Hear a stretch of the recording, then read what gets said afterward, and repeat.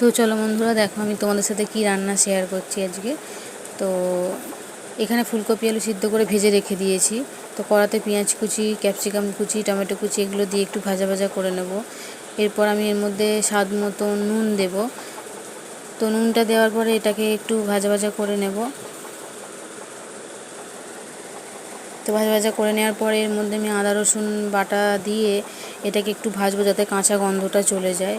তারপর আমি তার মধ্যে হলুদ গুঁড়ো, জিরে গুঁড়ো, ধনে গুঁড়ো এবং টমেটো সস অ্যাড করব।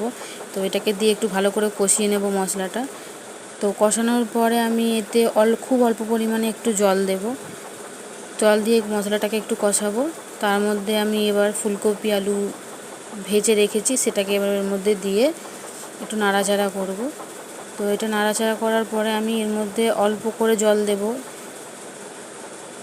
কারণ এটা আমি আগে থেকেই সিদ্ধ করে রেখে দিয়েছি। তাই অল্প করে জল দিয়ে আমি এটাকে ভালো করে কষা কষা করে রান্না করে নেব।